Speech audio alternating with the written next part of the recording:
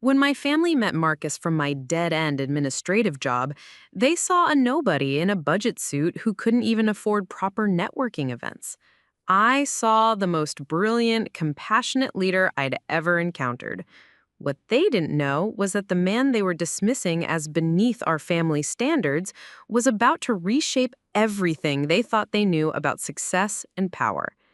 Before we jump back in, tell us where you're tuning in from. And if this story touches you, make sure you're subscribed, because tomorrow I've saved something extra special for you. I was never the perfect Blake daughter. That honor belonged to my older brother Nathan, the rising star at Morrison Associates law firm, or my younger sister Sophia, the medical prodigy already making waves as a resident at Atlanta's most prestigious hospital. I was just Jayda, the middle child, who couldn't quite find her footing despite my business degree from Emory University hanging on my childhood bedroom wall. The Blake name carried weight in Atlanta's financial district. Blake Capital Management, my father's investment firm, had weathered every economic storm for 3 decades. William Blake built his empire from a small advisory practice into one of the Southeast's most respected financial institutions. My mother, Victoria, had been a powerhouse corporate executive before transitioning into high society philanthropy once the family wealth was established. Together, they created a legacy that cast long shadows over their children's lives. Success isn't handed to you, my father would remind us over dinner at our Buckhead mansion, swirling expensive wine in crystal glasses that probably cost more than most people's monthly rent. You kids have advantages I never had, so there's no excuse for mediocrity. Those advantages felt more like golden handcuffs to me. Private schools, exclusive clubs, charity galas where networking was disguised as socializing. Every aspect of our lives was designed to maintain and expand the family's influence. The expectation wasn't just success, it was dominance in whatever field we chose. Nathan embraced it completely. By 28, he was already being considered for partner track at one of Atlanta's most prestigious law firms. His corner office overlooked the city skyline, and his client list read like a who's who of corporate Atlanta. Family dinners became showcases for his latest victories in the courtroom and his strategic networking achievements. Sophia followed a different path, but with equal determination. Medicine had always called to her, and she pursued it with the same intensity our father brought to business. At 24, she was already published in medical journals and had caught the attention of department heads at Emory University Hospital. Her research on cardiac procedures was groundbreaking, and she never missed an opportunity to discuss her latest medical breakthrough at family gatherings.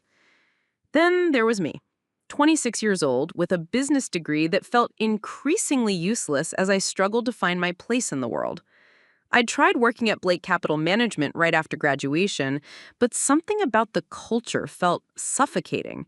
The constant pressure to maximize profits, the detachment from the real-world impact of financial decisions, the way clients were viewed as revenue streams rather than people. It all left me feeling empty. After 6 months of watching my father's disappointment grow, I made the decision that would define the next chapter of my life. I quit Blake Capital Management and took a position as an administrative assistant at Sterling Enterprises, a mid-sized logistics company on the outskirts of Atlanta's business district. The reaction from my family was immediate and devastating. "An administrative assistant?" my mother repeated when I broke the news over Sunday brunch, her voice barely concealing her horror. "Jayda, darling, that's not a career.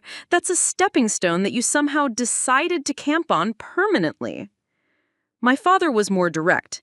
"This is embarrassing," he said, setting down his coffee cup with enough force to rattle the china. "What am I supposed to tell the Andersons when they ask about your career? That my daughter with an Emory business degree is answering phones and filing paperwork?" Nathan tried to be supportive in his own way during a private conversation later that week. He said, "Look, we all need to find ourselves sometimes, but you can't seriously plan to stay there long term. Why don't you let me introduce you to some contacts at other firms? I know partners who would interview you as a favorite to the family." Even Sophia, usually focused entirely on her medical pursuits, felt compelled to weigh in. "I just don't understand the logic," she said, during one of our rare sister-to-sister conversations. "You have every advantage: connections, education, financial backing from Dad. Why would you choose to limit yourself like this?" The truth was complicated.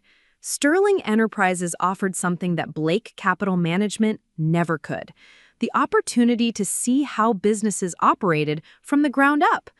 As an administrative assistant, I worked closely with every department, understanding the intricate relationships between logistics, customer service, operations, and strategic planning. I wasn't just processing paperwork, I was learning how a successful company functioned at every level. More importantly, Sterling felt real in a way that my father's firm never had. The decisions we made affected real businesses trying to get their products to market. Our logistics solutions helped small manufacturers compete with industry giants. The efficiency improvements we implemented saved our clients money that they could reinvest in growth and job creation. But explaining this to my family felt impossible. They saw only the surface: the modest salary, the lack of prestige, the absence of social status that came with my position.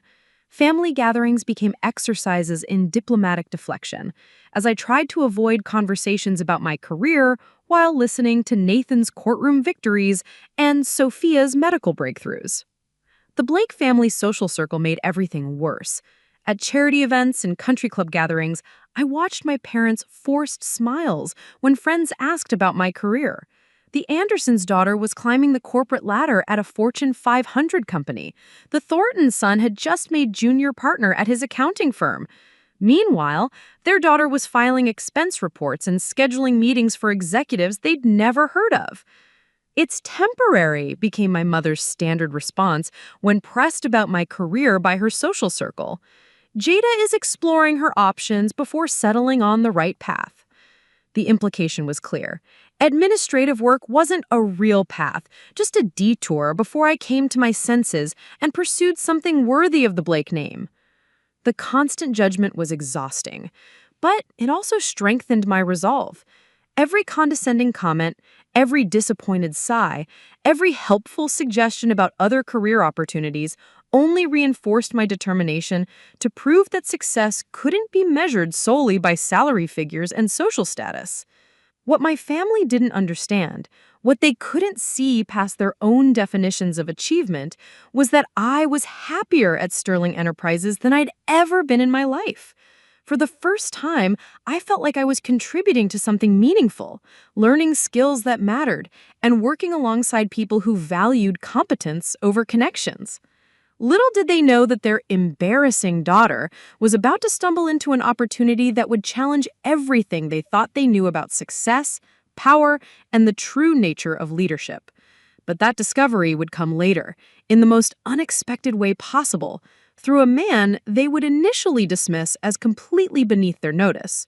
The stage was set for a revelation that would shake the Blake family to its core, and it all started with a chance encounter in the break room at Sterling Enterprises on an ordinary Tuesday morning that would prove to be anything but ordinary. Sterling Enterprises wasn't the kind of company that made headlines. Tucked away in a modest office building 15 minutes from Atlanta's gleaming financial district, it handled logistics and supply chain management for mid-sized businesses across the Southeast. The lobby had worn carpet, generic office furniture, and a reception desk that had seen better days. To anyone from my family's world, it would have looked like corporate purgatory. To me, it felt like freedom. My first day at Sterling had been 6 months earlier, and I still remembered the mixture of relief and terror as I walked through those unremarkable doors. Relief because I was finally escaping the suffocating atmosphere of Blake Capital Management, where every conversation felt like a performance, and every decision was filtered through the lens of family expectations. Terror because I was stepping into the unknown with no safety net except my own determination. The transition hadn't been easy. At Blake Capital, I'd had a corner office with a view, an assistant to handle my schedule, and immediate respect based purely on my last name. At Sterling, I shared a cubicle space with 3 other administrative staff members, answered my own phone, and had to prove my worth through actual work rather than family connections. My colleagues were a revelation. Ashley Martinez had been with Sterling for 5 years and could navigate the company's complex client relationships with impressive skill. Kevin Thompson understood the logistics software better than most of the managers and often helped troubleshoot problems that stumped the IT department. Priya Patel had a business degree like me, but chose Sterling because she believed in the company's mission of helping smaller businesses compete in an increasingly complex marketplace. "You're not what we expected," Ashley had told me during my first week, looking up from her computer screen where she was coordinating a delivery schedule for a client in Birmingham. "Most people with your background treat this kind of work like it's beneath them." "Maybe that's their loss," I'd replied, genuinely meaning it. The work itself was more engaging than I'd anticipated. Sterling specialized in helping smaller manufacturers and distributors optimize their supply chains, reduce costs, and improve delivery times. Every day brought new challenges.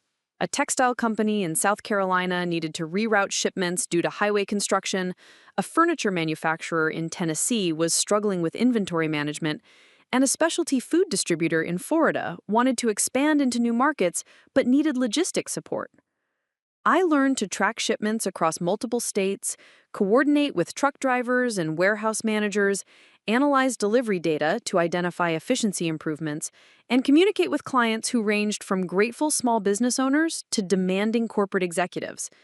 The work required attention to detail, problem-solving skills, and the ability to remain calm under pressure when everything seemed to be going wrong at once. But the most surprising aspect of my new job wasn't the work itself. It was the leadership. I first noticed Marcus Holloway during my second week at Sterling. He wasn't part of the administrative staff, but he wasn't quite management either. His business cards listed him as a, quote, operations consultant. And he seemed to divide his time between different departments, observing processes, asking thoughtful questions, and occasionally suggesting improvements that inevitably made everyone's jobs easier. Marcus dressed simply, button-down shirts that looked like they came from department stores rather than custom tailors, khakis or dark jeans, shoes that were practical rather than fashionable. His office was a small space tucked away on the second floor, furnished with a basic desk, 2 chairs, and shelves lined with logistics textbooks and industry publications. Everything about his presentation suggested middle management at best. But there was something different about the way people responded to him. When Marcus walked into a room, conversations didn't stop, but they became more focused. Employees sought his opinion on problems they couldn't solve. Even senior managers seemed to defer to his judgment on operational issues. Our first real conversation happened in the break room on a Tuesday morning when I was struggling with the ancient coffee machine that seemed determined to produce something resembling motor oil rather than actual coffee. "Try pressing the reset button twice before you start," a voice said behind me. I turned to find Marcus watching with an amused expression, holding his own coffee mug. "That machine has personality issues, but once you figure out its quirks, it makes decent coffee." Thanks, I said, following his advice and watching the machine actually produce something that looked drinkable. I'm still learning the quirks of this place. "Jayda Blake, right?" he said, extending his hand. "Marcus Holloway, I've heard good things about your work with the Henderson account." I was surprised he knew about my work on that project. Henderson Manufacturing was a small client with complex shipping requirements, and I'd spent considerable time developing a delivery schedule that accommodated their unusual production cycles. It was challenging, but I think we found a solution that works for everyone. "More than that," Marcus said, leaning against the counter, "you saved them 30% on shipping costs while improving their delivery reliability. That's the kind of thinking that builds long-term client relationships." His praise felt different from the hollow compliments I'd received at Blake Capital, where recognition was often more about politics than performance. Marcus seemed genuinely interested in the work itself and its impact on the client's business. "How do you know so much about the Henderson account?" I asked, curious about his role in the company. "I try to stay informed about what's happening across all our client relationships," he said with a slight smile. "Sterling succeeds when our clients succeed, so understanding the details matters." Over the following weeks, I found myself looking forward to our brief conversations in the break room, the hallway, or during the occasional departmental meeting, where Marcus would appear to observe and ask thoughtful questions. He had an unusual ability to see connections between different aspects of the business that others missed. When the warehouse team was struggling with inventory organization, Marcus suggested a system that he'd seen work effectively at other companies. When customer service was overwhelmed with tracking requests, he proposed a client portal that would allow customers to monitor their shipments independently. "Where did you learn so much about logistics?" I asked him one afternoon when we found ourselves working late on a complex shipping problem for one of our largest clients. "Experience," he said, which felt like an only partial answer. "I've worked in various aspects of supply chain management for different companies. You learn what works and what doesn't." There was something slightly evasive about his response, but I didn't press. Everyone at Sterling seemed to have their own story about how they'd ended up at the company, and privacy was respected. What impressed me most about Marcus was his genuine concern for both the employees and the clients. When Ashley was dealing with a difficult personal situation that affected her work schedule, Marcus quietly rearranged project assignments to reduce her stress without making her feel like she was receiving special treatment. When a small client was struggling financially and considering canceling their contract, Marcus worked with them to develop a payment plan that kept them as a client while ensuring Sterling didn't take a loss. "This isn't just about moving boxes from one place to another," he told me during one of our conversations about a particularly challenging client situation. "These businesses depend on us to help them serve their customers. When we do our jobs well, we're not just improving profit margins, we're helping companies grow, create jobs, and contribute to their communities." It was a perspective I'd never encountered at Blake Capital, where success was measured purely in terms of portfolio performance and fee generation. Marcus seemed to understand that business success should create value for everyone involved, not just shareholders and executives. As the weeks passed, I found myself increasingly drawn to his approach to leadership and problem solving. But I also began to notice small inconsistencies that didn't quite add up. His insights into industry trends seemed unusually sophisticated for someone in his stated role. His casual references to other companies suggested experience at a level that didn't match his position at Sterling Enterprises. And occasionally, I caught glimpses of deference from senior staff that seemed disproportionate to his official status in the company hierarchy. But those observations remained in the background, overshadowed by my growing appreciation for the work itself and the environment that Marcus helped create at Sterling Enterprises. The shift from professional respect to personal attraction didn't happen overnight, but looking back, I can pinpoint the exact moment when I realized Marcus was becoming more than just an admired colleague. It was a Friday evening in late October, and most of the Sterling staff had already left for the weekend. I was staying late to finish a complex routing analysis for a new client when I heard a knock on my cubicle wall. Marcus stood there with 2 cups of coffee and a concerned expression. "You've been here since 7 this morning," he said, setting one of the cups on my desk. "That's dedication, but it's also a recipe for burnout." "Just trying to get this routing optimization finished," I replied, gesturing at the spreadsheet that had been challenging me for hours. "This client has 17 delivery points across 4 states, and I'm trying to find the most efficient sequence while accounting for their scheduling restrictions." Marcus pulled up a chair beside me and studied the screen. "Mind if I take a look? Sometimes a fresh perspective helps." For the next hour, we worked together on the problem, and I was amazed by his ability to see patterns I'd missed. He didn't just understand the technical aspects of logistics, he grasped the human elements that made each delivery point unique. The restaurant that needed morning deliveries because of prep schedules, the retail store that could only receive shipments during specific hours due to limited loading dock access, the manufacturer that required special handling procedures for sensitive equipment. "You're not just optimizing routes," he said as we finally solved the puzzle.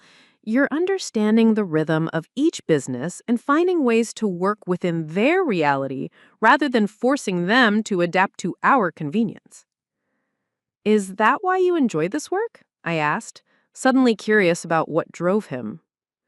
Marcus was quiet for a moment, staring at the screen where our solution was displayed. I grew up in a small town in North Georgia. My father ran a hardware store that had been in our family for 3 generations. When I was a kid, I watched him struggle with suppliers who didn't understand his business, shipping companies that treated him like he didn't matter because his orders weren't large enough to be priority. He turned to look at me directly. He eventually lost the store, not because he wasn't a good businessman, but because he couldn't compete with big box retailers who had supply chain advantages he could never access. I decided then that I wanted to work in logistics to help level the playing field for businesses like his. The vulnerability in his voice caught me off guard. This wasn't the kind of personal story that people usually shared in professional settings, especially not at 9 o'clock on a Friday night in an empty office. "I'm sorry about your father's store," I said, "but I think he'd be proud of what you're doing now." I hope so, though he'd probably laugh at how long it took me to figure out the right way to make a difference. That conversation changed something between us. Over the following weeks, our professional interactions were seasoned with personal moments that felt increasingly natural. Marcus would ask about my weekend plans, and I found myself looking forward to sharing stories about trying new restaurants or exploring Atlanta's hiking trails. He talked about his love of cooking, his frustration with the city's traffic, his goal of visiting every national park in the United States. Meanwhile, the pressure from my family was intensifying. Sunday dinners at the Blake Mansion had become weekly interrogations about my career plans, punctuated by increasingly obvious attempts to redirect my life toward what they considered acceptable paths. "The Thornton boy is starting his own consulting firm," my mother announced during one particularly memorable dinner in November. "Victoria, you should introduce Jayda to him. He's looking for someone with business experience to help with the administrative side of the startup." "Administrative experience? Is that what we're calling it now?" my father scoffed. Nathan tried to be more diplomatic. He said, "I had lunch with James Morrison this week," referring to the senior partner at his law firm. "They're looking for someone to manage client relations for their corporate division. It's not legal work, but it's a step up from where you are now." Even Sophia, usually absorbed in her medical pursuits, felt compelled to offer career advice. One of the attending physicians was just telling me about hospital administration opportunities. "The pay is excellent, and you'd be working in a respected institution rather than some random company nobody's heard of." Their suggestions were always framed as concern for my future, but the underlying message was clear. My current job was an embarrassment that needed to be corrected as quickly as possible. The worst part was the social events. At charity galas and country club gatherings, I could see my parents' discomfort when other families asked about my career. They developed a repertoire of diplomatic non-answers that deflected without actually lying, but the strain was showing. "Jayda is exploring opportunities in the logistics sector," became my mother's standard response, making my job sound like a strategic career move rather than what they perceived as a professional dead end. The contrast between my family's dismissiveness and Marcus's respect for my work became increasingly stark. While my parents saw my job as something to overcome, Marcus treated my insights and contributions as valuable. When I solved a complex scheduling problem or identified a cost-saving opportunity for a client, he celebrated the achievement as if it mattered, because to him, it did matter. Our relationship began to extend beyond office hours. Marcus suggested coffee shops where we could continue work discussions in a more relaxed environment. Those coffee meetings gradually evolved into dinners, where work conversation gave way to personal stories and shared observations about everything from Atlanta's restaurant scene to our favorite books and movies. "You're different from what I expected when you first started at Sterling," Marcus told me during one of these dinners at a small Italian restaurant near the office. "What did you expect?" I asked, curious about his initial impression. "Someone who was slumming it," rich kid trying to prove a point before going back to the family business, but you're genuinely committed to doing good work, regardless of whether anyone notices or appreciates it. My family certainly doesn't appreciate it, I said, perhaps more bitterly than I intended. Their loss, Marcus replied simply. You're building skills and understanding that will serve you well regardless of what you decide to do next. This isn't time wasted, it's foundation building. His confidence in my choices felt like a lifeline during family gatherings where I felt increasingly isolated. While Nathan talked about his latest courtroom victories and Sophia shared her medical research breakthroughs, I found myself thinking about Marcus's perspective on meaningful work and wondering why my family couldn't see the value in what I was doing. But there were still moments when I questioned my own choices. Sitting in my modest apartment after family dinners, looking at the pile of bills that represented my new financial reality, I sometimes wondered if my parents were right. Was I sacrificing my future for some misguided principle about authentic work? Those doubts always evaporated when I returned to Sterling on Monday mornings and saw the impact of our work on real businesses.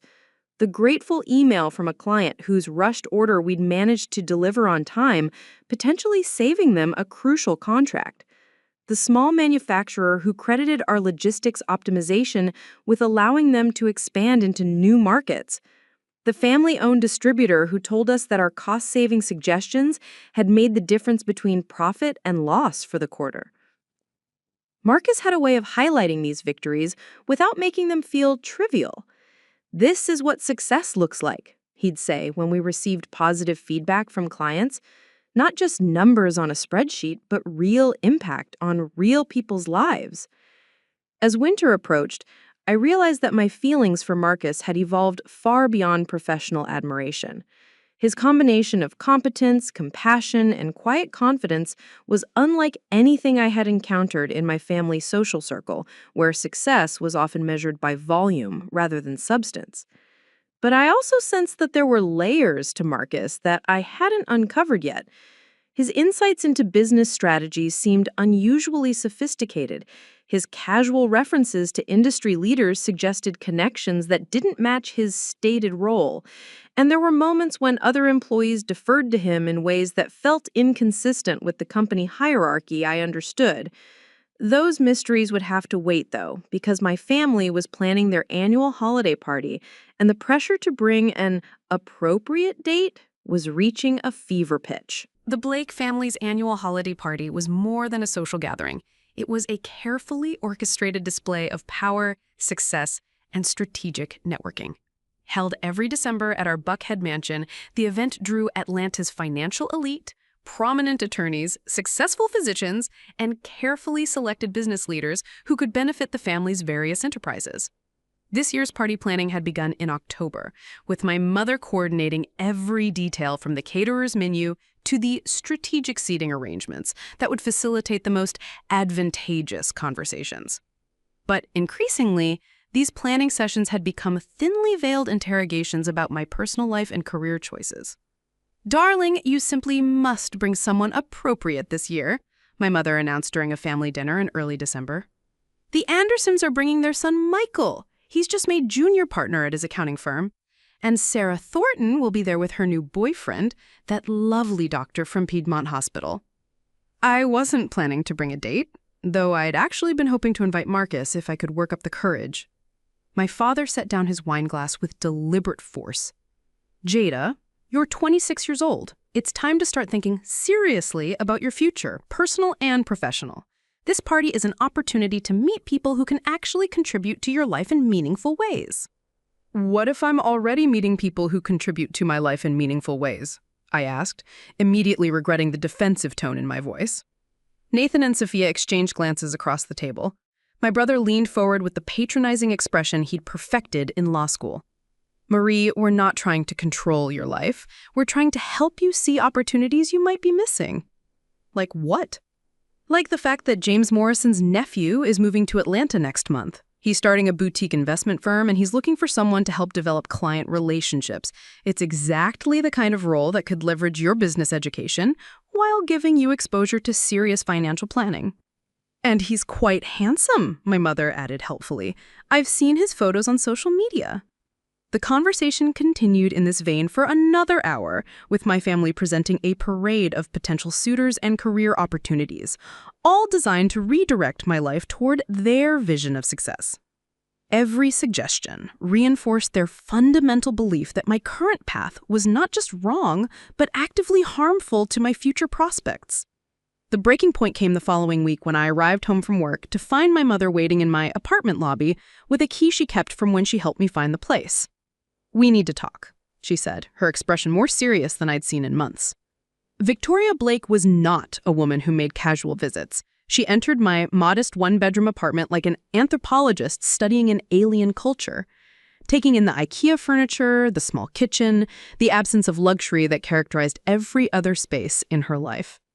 "Sit down, Jayda," she said, settling onto my couch with the careful precision of someone trying not to touch anything more than necessary. "Your father and I are concerned about you. More than concerned, actually. We're starting to wonder if you're having some kind of breakdown." "A breakdown?" I asked, genuinely shocked by her assessment. "Honey, look at your life objectively," she said, gesturing around the apartment. "You have a business degree from one of the most prestigious universities in the South. You have connections throughout Atlanta's business community. You have access to capital if you want to start your own venture. Instead, you're living in this tiny apartment, working as a secretary, and seemingly content with a lifestyle that's completely inconsistent with your background and potential." "I'm not a secretary, Mom. I'm an administrative coordinator, and the work is actually quite complex." "Don't," she interrupted sharply. "Don't try to dress it up with fancy titles. You're answering phones and filing paperwork for a company that nobody's heard of. Your dad checked. Sterling Enterprises isn't even publicly traded. It's a small, regional logistics company with no growth prospects and no prestige." The dismissiveness in her voice ignited anger I'd been suppressing for months. "You asked Dad to investigate my company?" Of course we did. We needed to understand what was happening to our daughter. She pulled out her phone and began reading from what was obviously a prepared list. Sterling Enterprises, founded 2018, annual revenue approximately $12 million. 43 employees, serves primarily small to medium-sized businesses in the Southeast. The owner is some person named E. Sterling, who apparently keeps a very low profile. There's almost no information about leadership or growth strategy. Maybe that's because they focus on doing good work instead of generating publicity, I suggested. "Jayda, listen to yourself. You're defending mediocrity." Victoria leaned forward, her voice taking on the persuasive tone she'd perfected during her corporate career. "Your father and I have been discussing your situation, and we've decided to make you an offer." "What kind of offer?" "Come back to Blake Capital Management, not as William Blake's daughter, but as a junior associate with real responsibilities. Your father will recuse himself from your performance evaluations to ensure everything is merit-based. After 2 years of proven performance, we'll help you apply to top MBA programs. Full funding, no strings attached."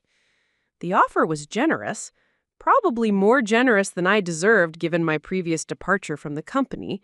It was also exactly the kind of opportunity that most people my age would accept without hesitation. "And if I decline?" I asked. "Then you're on your own financially," my father's voice said from the doorway. I turned to see William Blake entering my apartment, clearly having waited outside until my mother delivered the opening presentation. No more family safety net, no more bailouts when your administrative coordinator salary doesn't cover your expenses, no more pretending that this rebellion of yours is anything other than self-destructive behavior. "You're cutting me off?" I asked, though the threat wasn't entirely surprising. "We're establishing consequences for choices," my father corrected. "You're an adult, Jayda. Adults live with the results of their decisions." The ultimatum hung in the air between us. Return to the family business and the life they'd planned for me, or lose their financial support and face the reality of building a future entirely on my own terms. "I need time to think about it," I said finally. "You have until New Year's Day." That gives you time to attend our holiday party, meet some people who might influence your perspective, and make a rational decision about your future. After they left, I sat in my small living room, feeling more isolated than I'd ever felt in my life. The apartment that had represented freedom now felt like evidence of my failure to launch successfully into adulthood. The job that had given me purpose suddenly seemed precarious and insufficient. But underneath the doubt and fear, I felt something else: determination. My parents' ultimatum clarified something I had been avoiding. This wasn't just about a job or a career path. It was about who I wanted to be and what kind of life I wanted to build. The next morning, I arrived at Sterling earlier than usual and found Marcus already in his office reviewing shipping reports with his usual focused intensity. "You look like you've had a rough night," he observed when I appeared in his doorway. I found myself telling him everything: the family pressure, the ultimatum, the job offer, the financial threats. Marcus listened without interrupting, his expression growing more serious as I described the extent of my family's disapproval. "What do you want to do?" he asked when I finished. "I want to prove them wrong," I said, surprising myself with the vehemence in my voice. "I want to show them that success doesn't have to look like their definition of success." Marcus smiled for the first time since I'd started talking. "Then let's figure out how to do that." His confidence in my choice felt like a lifeline, but I knew the real test would come at the holiday party, where I'd have to face my family's judgment while surrounded by their carefully curated definition of success and achievement. The days following my parents' ultimatum passed in a blur of conflicted emotions and careful observation. While I wrestled with their demands, I found myself paying closer attention to the subtle inconsistencies in Marcus's role at Sterling Enterprises that I'd previously dismissed. It started with small things. During a department meeting about implementing new tracking software, Marcus asked questions that revealed an intimate knowledge of enterprise-level technology solutions. When Ashley mentioned struggling with a particularly demanding client who was threatening to terminate their contract, Marcus suggested negotiation strategies that sounded like they came from someone with extensive executive experience rather than mid-level consulting.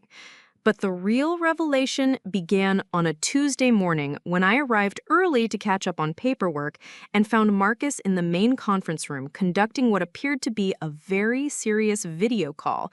Through the glass walls, I could see him speaking with several people who were clearly senior executives. Their body language, their attire, and the deference with which they listened to Marcus suggested this wasn't a routine operational discussion. I couldn't hear the conversation, but I watched Marcus command the meeting with an authority I'd never seen him display in his interactions with Sterling's regular staff. He gestured confidently at documents spread across the table, made notes that seemed to drive immediate responses from the other participants, and concluded the call with handshakes that suggested major decisions had been made. When he emerged from the conference room 20 minutes later and found me at my desk, his expression shifted to the familiar, approachable demeanor I'd come to expect. "You're here early," he said, but there was something slightly guarded in his tone. "Catching up on client reports," I replied, studying his face. "Important meeting?" "Just quarterly planning stuff," he said, which felt like a significant understatement given what I'd observed. Nothing too exciting. But his dismissal only heightened my curiosity. Over the following days, I began noticing other details that didn't align with Marcus's stated role in the company. His office, which I'd always thought was modest, actually contained some very expensive equipment that I'd missed during casual visits. The computer setup alone represented thousands of dollars in hardware, far beyond what would be allocated for a mid-level consultant. More tellingly, I observed how other employees interacted with him when they thought no one was watching. Kevin from IT, who was notoriously dismissive of anyone who couldn't troubleshoot their own computer problems, consistently sought Marcus's input on system upgrades and security protocols. Priya, who had strong opinions about operational efficiency and wasn't shy about expressing them, deferred to Marcus's suggestions with a respect that seemed disproportionate to his official position. Even Ashley, who'd been with Sterling longer than anyone except the supposed owner, treated Marcus with a combination of professional respect and personal warmth that suggested their relationship extended beyond typical colleague interactions. The puzzle pieces began forming a picture that I wasn't quite ready to accept, but the evidence became impossible to ignore during a crisis that erupted on Thursday afternoon. One of Sterling's largest clients, a furniture manufacturer in Tennessee, called in a panic. A major shipment destined for retail stores across the Southeast had been delayed due to truck breakdowns, and the client was facing potential contract cancellations that could devastate their business. The situation required immediate intervention, creative problem solving, and the authority to authorize expensive emergency measures. I watched Ashley coordinate with multiple shipping companies, Kevin track down alternative transportation options, and Priya calculate the financial implications of various solutions. But when it came time to make the final decisions, which routes to prioritize, which emergency carriers to authorize, how much additional cost Sterling would cover to maintain the client relationship, everyone turned to Marcus, not to get his opinion or seek his advice, but to get his approval, as if he had the authority to commit Sterling Enterprises to significant financial decisions. Are you sure? Ashley asked, but her tone suggested she already knew the answer. I'm sure, Marcus replied with quiet confidence. This client has been with us since our second year. We're not losing them over a transportation crisis that's beyond their control. Everyone immediately began implementing his decision as if it was unquestionable company policy. Within hours, the crisis was resolved, the client was grateful, and Sterling's reputation for reliability was reinforced. But I was left with questions that demanded answers. That evening, I stayed late again, partly to finish work and partly to create an opportunity for a private conversation with Marcus. When most of the staff had left, I knocked on his office door. "Do you have a few minutes?" I asked. I wanted to discuss something. Marcus looked up from his computer screen, and for a moment I saw something in his expression. Caution, perhaps? Or resignation? "Of course. Come in." I closed the door behind me and sat in the chair across from his desk. "I've been working here for several months now, and I'm starting to feel like there are things about this company that I don't understand." "Such as?" "Such as your actual role here," I said directly. "You carry yourself like middle management, but you make decisions like executive leadership. People defer to you in ways that don't match your job title. And today, you authorized thousands of dollars in emergency expenses without consulting anyone else." Marcus was quiet for a long moment, studying my face as if trying to determine how much truth I could handle. "What do you think my role is?" he asked finally. "I think you're not Marcus Holloway operations consultant," I said. "I think you might be E. Sterling, the owner that nobody seems to know anything about." His slight smile confirmed my suspicion before he said a word. "How long have you known?" he asked. I didn't know. I suspected, but I wasn't sure until just now. Marcus, or rather E. Sterling, leaned back in his chair. "Why didn't you ask earlier?" I asked back to Marcus. "Because I was afraid you'd think I was only interested in you because of your position, and because I was afraid that if you were the owner, it would change everything between us." "Would it?" he asked seriously. I considered the question carefully. Over the past months, I had fallen for Marcus Holloway, the thoughtful consultant who cared about client relationships and employee development. Learning that he was actually the company owner did erase those qualities, but it did reframe everything I thought I understood about his motivations and our relationship. "I don't know," I said finally, "but I'd like to find out." Marcus stood and walked to the window overlooking the parking lot, where his modest Honda sat next to my equally modest sedan. "I started Sterling because I wanted to build the kind of company I wished had existed when my father needed logistics support. I maintain my anonymity because I want employees and clients to focus on our work rather than my personal story." "And with you?" I asked. "With you, I wanted to be sure that what we were building was real," he said, turning back to face me. "In my experience, people treat business owners differently than they treat employees. I wanted to know who you really were before revealing who I really am." The conversation was interrupted by his phone buzzing with a message. Marcus glanced at the screen, and his expression became more serious. "Actually, there's something else you should know," he said. "Sterling just received an invitation to present our services at a major industry conference next month. It's going to require revealing my identity publicly for the first time." "That's exciting," I said, though I sensed there was more to the story. "The conference is being hosted by Blake Capital Management. Your father's firm is one of the primary sponsors, and they're specifically interested in logistics companies that serve the kind of mid-market businesses they're targeting for expansion." The implications hit me immediately. My secret relationship with Marcus was about to collide with my family's world in the most public way possible. The revelation that Marcus was actually E. Sterling, the mysterious owner of Sterling Enterprises, should have felt like a betrayal. Instead, as I processed the information over the following days, it began to make perfect sense. His deep knowledge of every aspect of the business, his ability to make executive decisions without consultation, the deference that employees showed him despite his modest presentation. All of it fell into place, like pieces of a puzzle I'd been unconsciously assembling for months. But the news about the Blake Capital Management Conference created a new and more immediate problem. My father's firm was actively seeking logistics companies to add to their investment portfolio, and Sterling Enterprises, with its steady growth and strong client relationships, would be exactly the kind of opportunity that would attract their attention. "How long do we have before you need to make the presentation?" I asked Marcus during a private dinner at his apartment the following Friday evening. The apartment was another revelation in itself. While modest by my family standards, it was significantly more sophisticated than I'd expected based on his careful presentation at work. The furniture was high quality without being ostentatious. The kitchen was equipped for someone who took cooking seriously, and the bookshelves revealed interests that ranged from business strategy to classical literature to environmental science.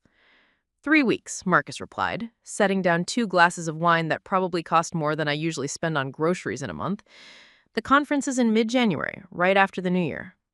"And you're definitely going to reveal your identity?" "I have to," he said, settling onto the couch beside me. "Sterling has reached the point where we need access to larger capital markets if we want to expand our services. Playing the anonymous small business owner was fine when we were serving regional clients, but we've got opportunities now that require a more substantial financial backing." I understood the business logic, but I also understood what this meant for our personal situation. My father is going to recognize me at the conference. "Probably," Marcus agreed, "unless you think there's a way to avoid attending." I'd been wrestling with that question since he first mentioned the conference. As his administrative coordinator, I would normally be expected to support his presentation, but attending would immediately expose our relationship to my father and potentially create exactly the kind of professional complications that Marcus had been trying to avoid by maintaining his anonymity. "I want to be there," I said finally. "Whatever happens with my family, I want to support you during something this important." Marcus took my hand, his expression serious. "Jayda, you need to understand what you're choosing. Once your father knows about us, there's no going back to keeping this private. He's going to have opinions about our relationship, about Sterling as a potential investment, about your role in the company. Are you prepared for that level of scrutiny?" Before I could answer, my phone rang with my mother's ringtone. I considered ignoring it, but Victoria Blake was not someone who accepted being ignored, especially not when she was planning a major social event. "Hi, Mom," I answered, gesturing apologetically to Marcus. "Darling, I need to confirm your attendance at tomorrow's party. The caterer needs final numbers, and you still haven't told me whether you're bringing a guest." I glanced at Marcus, who was listening with obvious interest. We'd discussed the Blake family holiday party several times, but I hadn't formally invited him, partly because I wasn't sure he would want to endure my family's judgment, and partly because I wasn't sure I was ready to expose our relationship to their scrutiny. "Actually, I would like to bring someone. His name is Marcus Holloway, and he's someone I work with." "Work with?" my mother repeated, her tone immediately shifting to concern. Jayda, you know how your father feels about mixing business with pleasure. And given your current employment situation, he's not just someone I work with, Mom. He's someone important to me. There was a pause that stretched long enough for me to wonder if the call had dropped. Finally, my mother spoke again, her voice carefully controlled. I see. Well, I suppose it's time we met this person who's been influencing your career decisions. After I hung up, Marcus studied my expression with concern. That sounded ominous. My family has very specific expectations about the kind of people I should be dating. Successful professionals from established families, preferably with connections that benefit the Blake business interests. And I don't fit that profile? You fit it better than they'll ever realize, I said. But they're going to see you the way I first saw you, as a mid-level employee at a company they've never heard of. Marcus was quiet for a moment, considering this. Are you sure you want to subject both of us to that kind of evening? I'm sure, I said, though I felt anything but certain. But there's something else you should know. My parents gave me an ultimatum. Either I return to Blake Capital Management by New Year's Day, or they're cutting me off financially. That's serious pressure. It is, but it's also clarifying. I don't want to go back to my father's company, and I don't want to live my life according to their definition of success. I turned to face him fully. Marcus, I know we haven't talked about the future, but I need you to know that whatever happens tomorrow night, whatever my family says or does, it doesn't change how I feel about you or about the work we're doing at Sterling. Even now that you know I'm not just the operations consultant you thought you were falling for? Especially now, because now I understand why you're so passionate about helping small businesses, why you care so much about doing work that matters. You're not just talking about values, you're building a company around them. Marcus leaned over and kissed me, a gesture that felt like both a promise and a commitment to face whatever challenges lay ahead. In that case, he said when we broke apart, I should probably mention that Sterling Enterprises is doing better financially than I've let on. Much better. The modest presentation I maintain isn't entirely accurate. How much better? Well, let's just say that your family's definition of success isn't the only one that involves substantial financial achievement, he said with a slight smile. But tomorrow night, they're going to see exactly what I want them to see. A man who doesn't meet their standards, dating their daughter, who they think is wasting her potential. The irony was almost perfect. My family would judge Marcus exactly the way they'd been judging my career choice, based on surface appearances that completely missed the underlying reality. The difference was that this time, the truth would eventually come to light in a way that would force them to confront their own prejudices and assumptions. Are you nervous? About meeting my family? No, Marcus replied. About watching them treat you with disrespect? Very much so. They won't be openly rude, I assured him. Blake family manners are too ingrained for that. But they'll find subtle ways to express their disapproval. And how do you want me to respond? Be yourself, the version of yourself that I fell in love with. Let them make their judgments based on their limited perspective. In 3 weeks, when you're standing in front of that conference presenting Sterling's growth strategy, they'll understand exactly how wrong they were. As we finalized plans for the following evening, I realized that the holiday party had become more than just a social obligation. It was going to be a test of everything we'd built together and a preview of the challenges we'd face when our relationship moved from private reality to public scrutiny. The next 24 hours would determine whether we were strong enough to survive my family's judgment and sophisticated enough to navigate the complex intersection of personal and professional relationships that lay ahead. The Blake family holiday party was exactly as I remembered it, an exercise in calculated elegance designed to impress while maintaining the illusion of casual sophistication. The mansion's main floor had been transformed into a showcase of seasonal luxury, with professionally arranged floral displays, strategically placed lighting that highlighted the family's art collection, and enough catered delicacies to feed a small army. Marcus arrived to pick me up precisely on time, and I was struck again by how effortlessly he could adapt his presentation to any situation. He wore a charcoal gray suit that was well-tailored without being flashy, a conservative tie, and shoes that were polished but not ostentatious. To my family's eyes, he would look like exactly what I'd told them he was, a middle management employee making an effort to dress appropriately for an event beyond his usual social circle. "You look beautiful," he said when I opened the door, and his appreciation felt genuine rather than obligatory. "You look perfect," I replied, meaning it in ways he probably didn't understand. Exactly successful enough to be respectable, but not so successful that they'll wonder why you're interested in their disappointment of a daughter. "Their loss if they can't see what I see," Marcus said, offering his arm as we walked to his car. The drive to Buckhead gave us 20 minutes to review our strategy.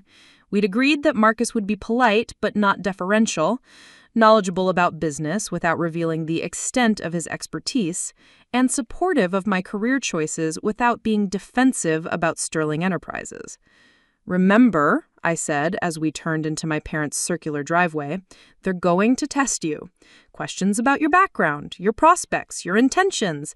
It's not personal, it's their way of protecting what they see as the family's interests." "And what are your interests?" Marcus asked as the valet approached our car. "Finding out whether the man I'm falling in love with can handle my family at their most judgmental," I replied honestly. The young valet who took Marcus's keys was clearly underwhelmed by the Honda Accord, but Marcus tipped him generously and thanked him with the kind of genuine politeness that distinguished good manners from mere etiquette. Inside, the party was already in full swing. The guest list represented a carefully curated cross-section of Atlanta's financial and professional elite.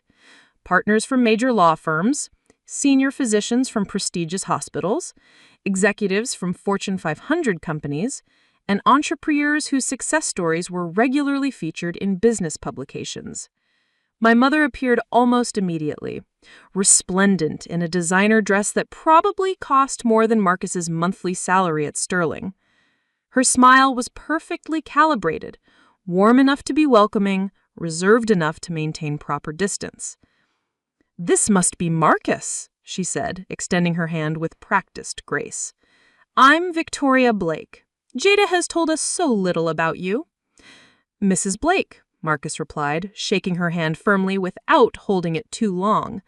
"Thank you for including me in your celebration. Your home is beautiful." "How kind of you to notice," my mother said, though I detected the slight emphasis on notice that suggested she was already cataloging his social awareness. "Jayda tells us you work together at that logistics company." "Sterling Enterprises," Marcus confirmed. "I'm in operations consulting.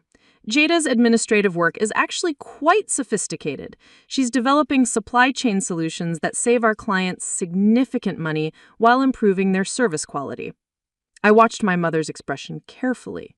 Marcus had managed to acknowledge my job while elevating its importance without claiming credit or making himself sound more impressive than necessary. "How interesting," my mother said in a tone that suggested the opposite. "William, come meet Jayda's friend." William approached with his characteristic command of any room he entered.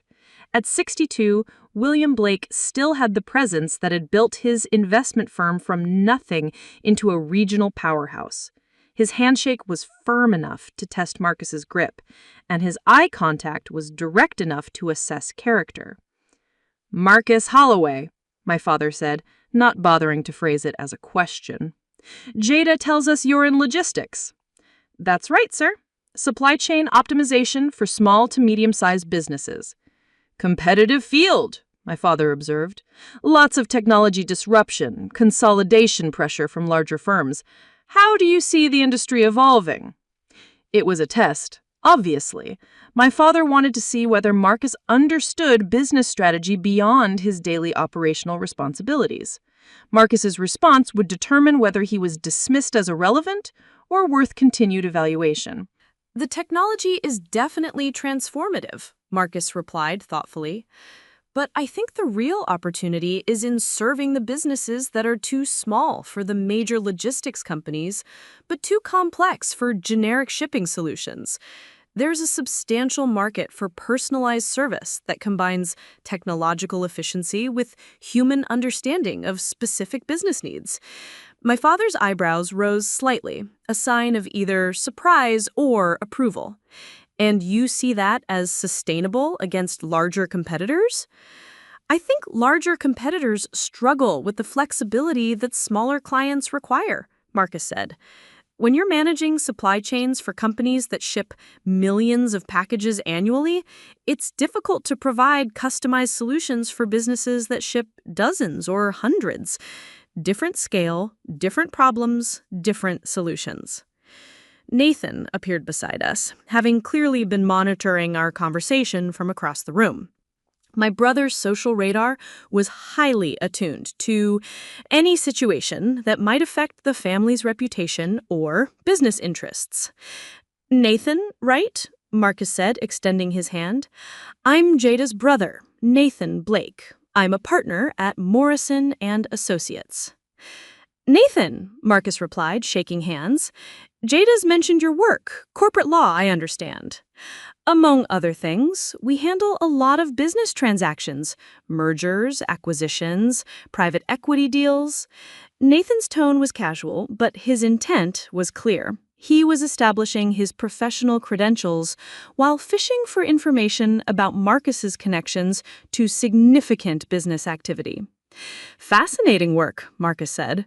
The regulatory complexity must be challenging, especially with interstate commerce issues. You're familiar with interstate commerce regulations? Logistics requires understanding transportation law, interstate shipping requirements, tax implications across multiple jurisdictions, Marcus explained.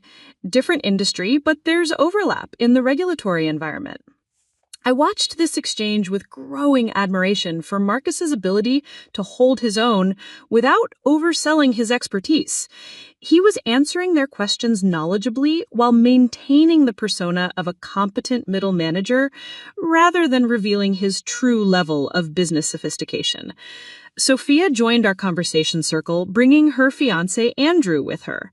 Both of them had the slightly superior expressions of people who were accustomed to being the most accomplished individuals in any social gathering. So, Marcus, Sophia said after introductions were completed, what are your long-term career goals? Do you see yourself staying in logistics, or are you considering other opportunities? The question was pointed enough that made me wince, but Marcus handled it with the same measured thoughtfulness he'd shown throughout the evening. I'm passionate about the work we're doing at Sterling. There's something satisfying about solving complex problems for businesses that are trying to grow and serve their customers better. I can't imagine wanting to do anything else. But surely you have ambitions beyond your current role, Andrew pressed. Administrative consulting typically doesn't offer significant advancement opportunities. I think advancement means different things to different people, Marcus replied. For me, success is measured by the impact we have on our clients' businesses and the satisfaction that comes from solving problems that matter. The conversation continued in this vein for another 20 minutes, with my family systematically probing Marcus's background, prospects, and suitability as a partner for their daughter. Throughout it all, Marcus maintained his composure, answered their questions honestly without revealing more than necessary, and treated me with the kind of respect and affection that made it clear our relationship was serious.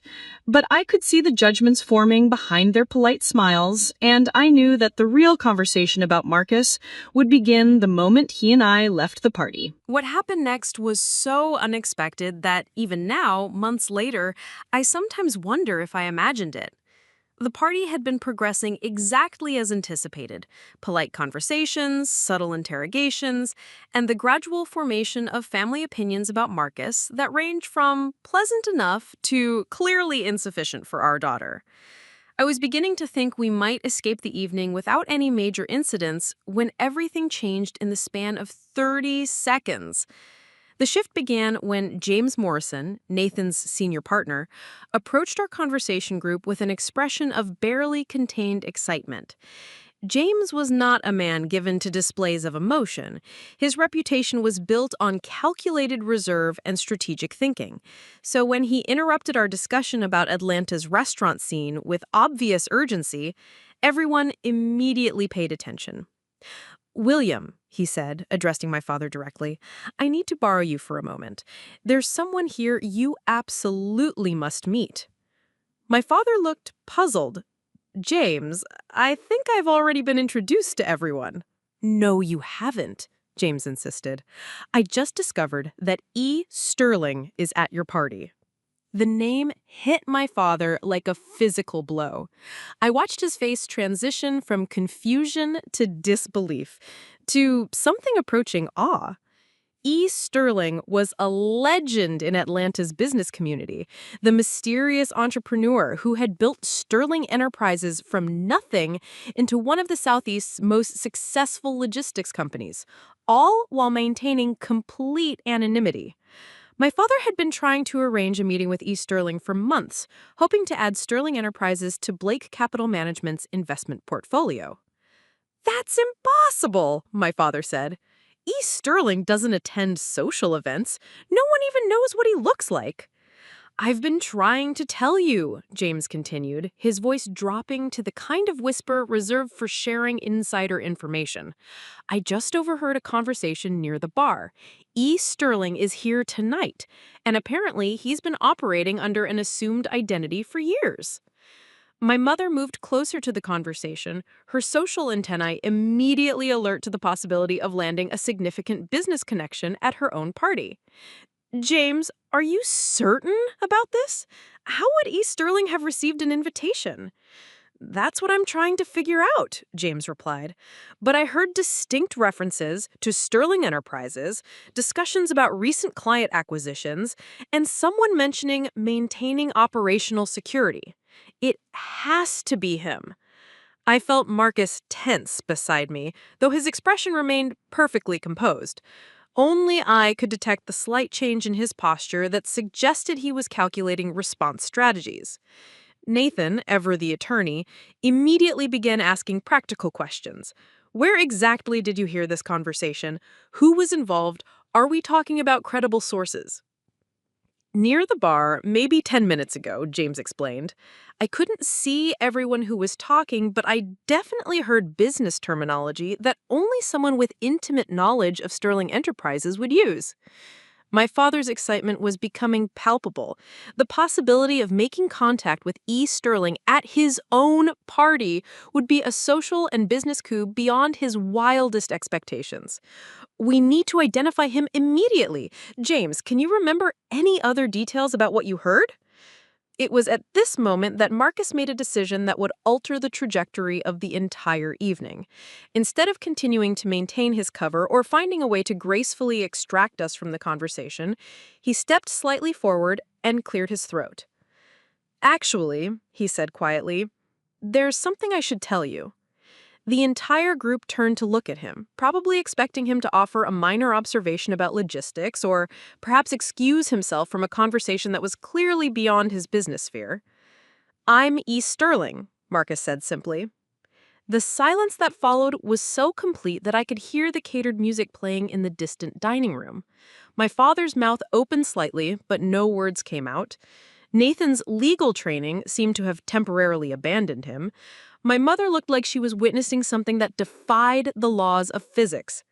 James Morrison, who had started this revelation, stared at Marcus as if he had just announced he was secretly a foreign dignitary. "I'm sorry," my father finally managed. "What did you just say?" "I said, I'm E. Sterling," Marcus repeated, his tone matter of fact. "The founder and CEO of Sterling Enterprises. I've been using Marcus Holloway as my operational identity for security and privacy reasons." The explosion of questions that followed was immediate and cacophonous. My father demanded proof, Nathan asked about legal implications of using an assumed identity, my mother wondered aloud how this was possible, and James Morrison kept repeating that this was the most extraordinary thing he'd ever witnessed at a social gathering. Marcus reached into his jacket pocket and pulled out his phone. "I understand this is hard to believe," he said, opening what appeared to be a secure business application. "These are Sterling Enterprises' real-time operational dashboards, financial summaries, and client management systems. Only the CEO would have access to this level of information." He handed the phone to my father, who studied the screen with growing amazement. The numbers were impressive. Monthly revenues, client retention rates, growth projections, and profit margins that painted a picture of a company far more successful than anyone had imagined. "This shows annual revenue of over $40 million, my father said, his voice barely above a whisper. "Last year," Marcus confirmed. "We're projecting $62 million for this year." Nathan leaned over my father's shoulder to see the screen. "These client lists? Some of these are Fortune 500 companies. We handle specialized logistics for about 30% Fortune 500 clients, 70% mid-market businesses. The mid-market focus was always intentional: better margins, more personal relationships, less commodity pressure." My mother found her voice first. "But your presentation, your apartment, your car?" "Security measures," Marcus replied. "When you're managing supply chains for major corporations, operational security becomes critical. Corporate espionage is real, and maintaining a low profile protects both Sterling's business intelligence and our clients' confidential information." "The Honda Accord?" my father asked, still processing. "I own several vehicles," Marcus said. "The Honda is practical for daily use. Less attention, lower security risk." Sophia, who had been silent throughout this exchange, finally spoke. "How long have you been operating under this assumed identity?" "Since Sterling's second year," Marcus answered. "As the company grew, the privacy became more valuable than the publicity." The conversation that followed was surreal. My family, who had spent the evening subtly dismissing Marcus as beneath their standards, were now hanging on his every word about business strategy, market positioning, and growth plans. The transformation in their attitudes was so complete and so immediate that it would have been comedic if it weren't so revealing about their values. But through it all, I found myself watching Marcus with a mixture of admiration and concern. He was handling their questions with grace and intelligence, but I could see the calculation behind his responses. This wasn't spontaneous honesty. This was a strategic decision to reveal information that would fundamentally change how my family perceived both him and our relationship. "Jayda," my father said suddenly, turning to me with an expression I'd never seen before, "did you know about this?" The question hung in the air like an accusation and an opportunity simultaneously. How I answered would determine not just how my family viewed my relationship with Marcus, but how they understood my own judgment and integrity. "I figured it out recently," I said carefully. "But Marcus's identity wasn't why I fell in love with him." "Fell in love?" my mother repeated, her voice rising with excitement and possibility. And with those 3 words, I realized that everything, absolutely everything, was about to change. The transformation that occurred in my family's behavior over the following hour was both fascinating and deeply disturbing to witness. People who had spent months dismissing my career choices and questioning my judgment suddenly became intensely interested in every detail of my relationship with Marcus. The same parents who had threatened to cut me off financially were now treating me like I'd just announced my engagement to royalty. My father, who had barely concealed his disdain for Marcus 30 minutes earlier, was now deep in conversation about potential business partnerships and investment opportunities. Nathan had shifted into full networking mode, discussing legal services that Sterling Enterprises might need and dropping hints about his firm's expertise in corporate law. Even Sophia, who rarely showed interest in anyone outside the medical field, was asking thoughtful questions about Marcus's business philosophy and expansion plans. But it was my mother's reaction that was most revealing. Victoria Blake, who had spent months expressing disappointment in my choices, was now treating me like her most successful child. "Darling," she whispered urgently during a brief moment when Marcus was across the room talking with some of my father's business associates, "why didn't you tell us who he was? Do you have any idea what this means for the family?" "What does it mean, Mom?" I asked, though I was afraid I already knew the answer. "It means you've made the most advantageous connection of anyone in your generation," she said, her eyes bright with possibility. "E. Sterling is one of the most successful entrepreneurs in the Southeast. Having him in the family would open doors that have been closed to us for years." In the family? I repeated. Well, you are in love with him, aren't you? My mother continued. And clearly he's serious about you, or he wouldn't have revealed his identity at our party. The calculation in her voice was nauseating. Within an hour of learning Marcus's true identity, my mother had already moved from disapproval to strategic planning for how to leverage our relationship for maximum family benefit. The worst part was watching how other party guests reacted once word spread about Marcus's identity. The same people who had politely ignored him earlier in the evening were now maneuvering to be introduced. Business cards appeared from nowhere, invitations to exclusive events were extended, and suddenly everyone remembered important connections they thought Marcus should know about. James Morrison, who had unknowingly triggered the revelation, was practically glowing with the prestige of having been the first to recognize E. Sterling's presence. He'd already arranged introductions to 3 other senior partners and was discussing the possibility of Sterling Enterprises retaining Morrison Associates for future legal work. "This is what I was trying to warn you about," Marcus said quietly when we finally found a moment alone on the mansion's back terrace.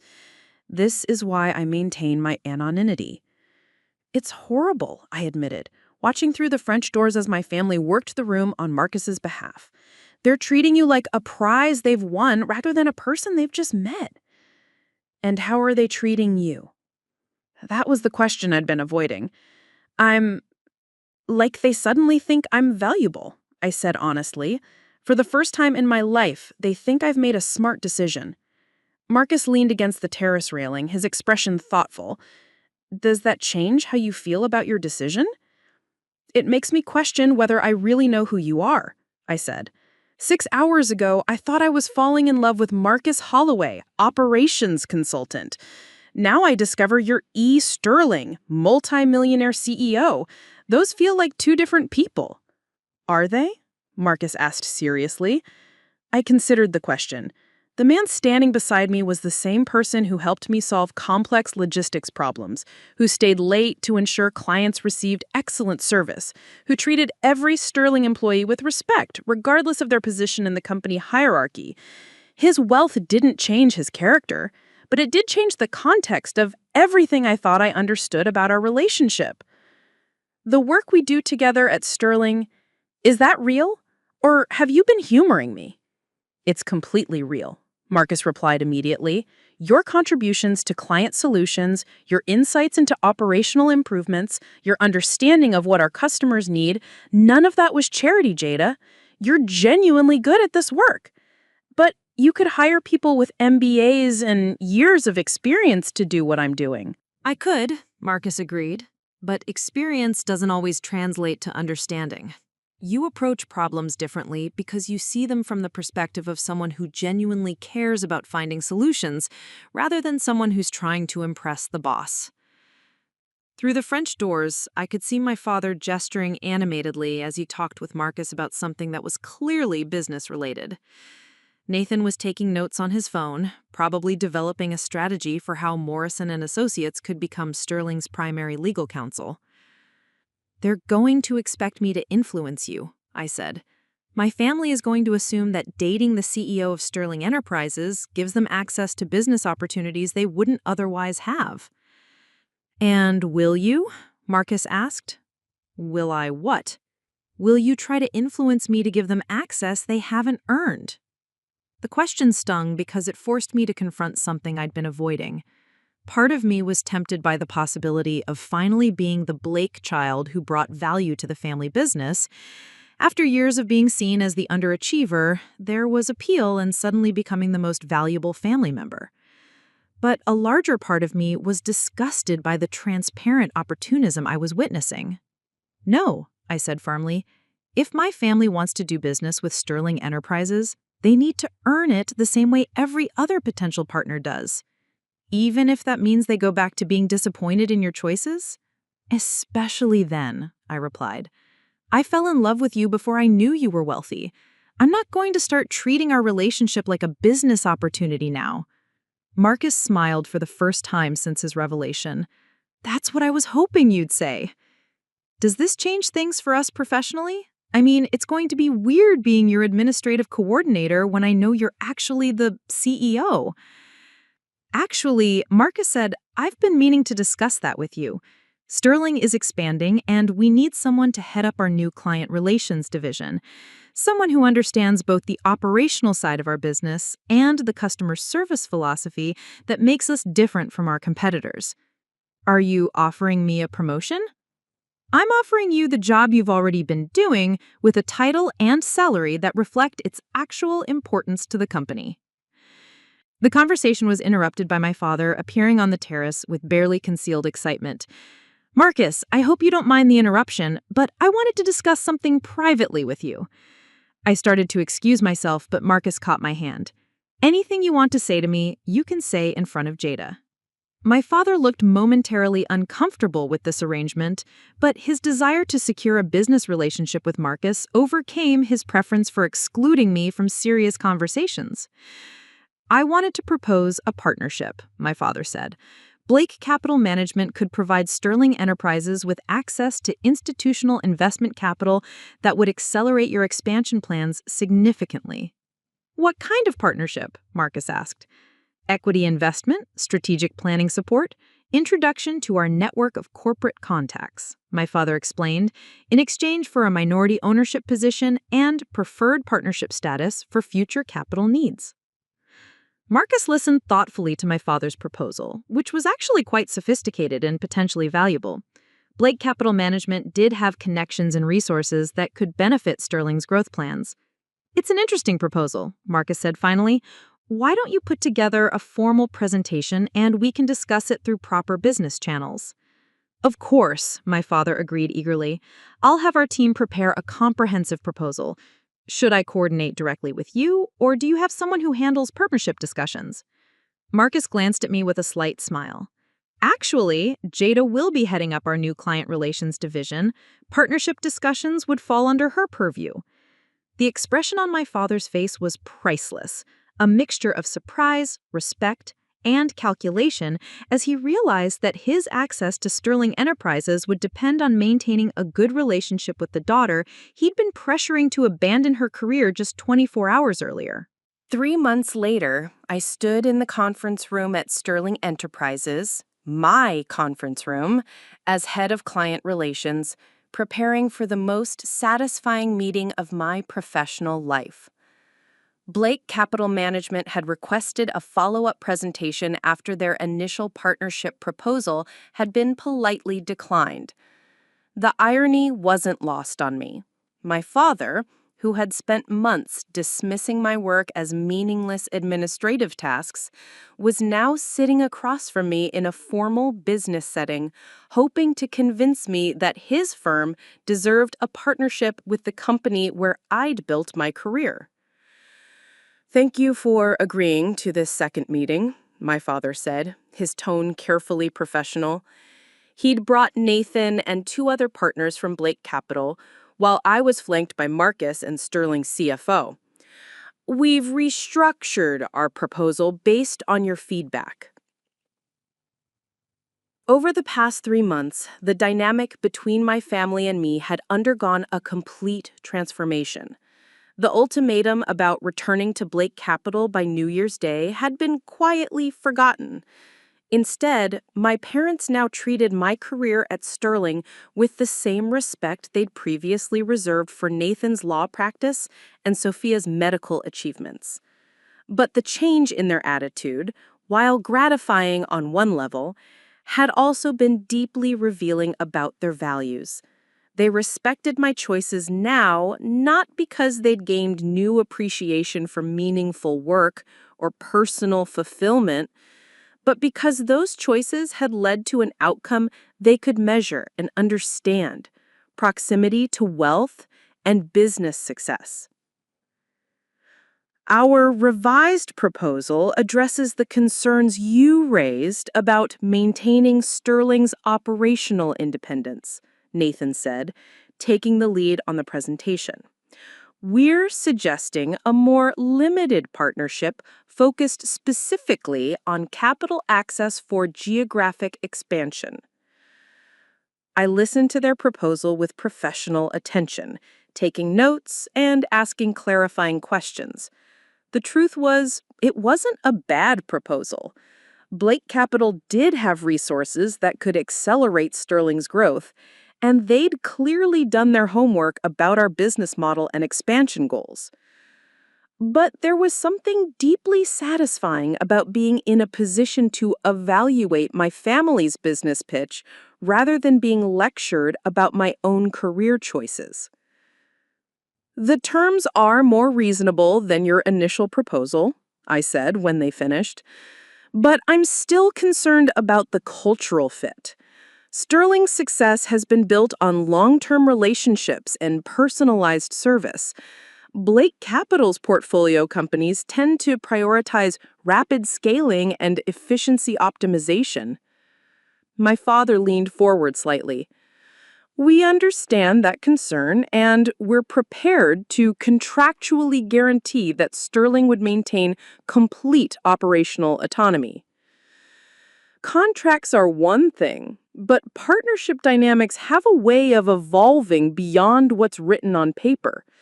We'd need to see evidence that Blake Capital can work with companies whose growth strategies prioritize sustainability over rapid expansion. The meeting continued for another hour, with both sides exploring the possibilities and challenges of a potential partnership. In the end, we agreed to a limited pilot program.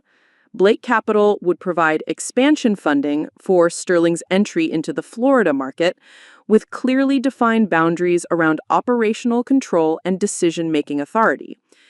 It was a reasonable business arrangement that would benefit both companies. But for me, the real victory was watching my father treat my professional judgment with the kind of respect I'd been craving my entire life. After the Blake Capital team left, Marcus and I remained in the conference room reviewing the agreement and discussing implementation timelines. "How does it feel," Marcus asked, "having your family come to you for business favors instead of the other way around?" "Weird," I admitted. "Part of me enjoys the role reversal, but part of me is disappointed that this is what it took for them to respect my choices." "Do you think they've actually changed their perspective, or are they just responding to your new status?" It was a question I'd been wrestling with for months. "I think they're responding to my status," I said honestly, "but maybe that's not entirely bad. At least now they have to take me seriously, even if their reasons aren't ideal." Marcus nodded thoughtfully. "The important thing is that you know your own worth isn't dependent on their approval." Over the following weeks, as Sterling's Florida expansion moved forward and my relationship with Marcus continued to deepen, I found myself reflecting on the lessons from the past year. The journey from administrative coordinator to head of client relations was professionally rewarding, but the personal growth had been even more significant. I'd learned that meaningful work existed in unexpected places, that success couldn't be measured purely in terms of salary and social status, and that the most important relationships were built on mutual respect rather than strategic advantage. My family's holiday party had been a turning point, but not in the way I'd expected. Instead of proving my worth to people whose approval I'd been seeking my entire life, I'd discovered that their approval was less important than I'd thought. The real revelation was understanding that I didn't need to choose between family loyalty and personal authenticity. I could maintain relationships with people whose values differed from mine while staying true to my own principles. 6 months after that transformative holiday party, Marcus and I announced our engagement at Sterling's annual company picnic. It was a deliberate choice to share the news with our Sterling family first, surrounded by the colleagues who had supported our relationship from the beginning. My biological family was thrilled, of course, though I suspected their excitement had more to do with the business connections and social status that came with marrying a successful entrepreneur than with my personal happiness. But that was okay. I'd learned to appreciate their support without needing their understanding. The wedding planning became an interesting exercise in balancing expectations. My mother wanted an elaborate society event that would showcase the Blake family's connections and taste. Marcus preferred something smaller and more intimate. I found myself wanting something that honored our shared values about authentic relationships and meaningful celebration. In the end, we compromised with a ceremony that was elegant without being ostentatious, attended by family and friends who had supported us throughout our journey, and focused on celebrating our commitment rather than impressing our guests. But perhaps the most meaningful moment came during my father's toast at the reception dinner.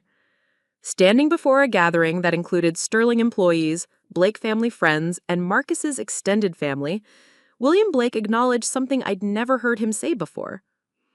Jayda has always been the child who saw possibilities where others saw problems, he said, raising his glass. I'm ashamed to admit that it took me too long to recognize that her unconventional choices weren't signs of confusion, but evidence of wisdom. It wasn't a complete apology for years of dismissing my judgment, but it was acknowledgement that his perspective had been limited. As I looked around the reception, seeing Ashley and Kevin from Sterling talking with Nathan and Sophia, watching Marcus's genuine enjoyment of the celebration, and feeling the satisfaction of a life built on authentic choices rather than family expectations, I realized that the most important lesson from this journey wasn't about proving anyone wrong. It was about learning to trust my own judgment, even when that judgment led me away from conventional definitions of success and toward opportunities that looked like dead ends to everyone else. Sometimes the most transformative paths are the ones that initially appear to lead nowhere. And sometimes the people who seem least impressive at first glance turn out to be exactly who you needed to meet. The Blake family's annual holiday party would continue to be a showcase of achievement and ambition, but now I attended as someone who understood that the most meaningful achievements often happen quietly, in small offices where passionate people solve problems that matter to businesses and communities that depend on their expertise. And that, I'd learned, was its own kind of success. One that couldn't be measured in stock prices or social status, but in the satisfaction of work that made a difference and relationships built on genuine respect rather than strategic calculation. Up next, you've got 2 more standout stories right on your screen. If this one hit the mark, you won't want to pass these up. Just click and check them out. And don't forget to subscribe and turn on the notification bell so you don't miss any upload from us.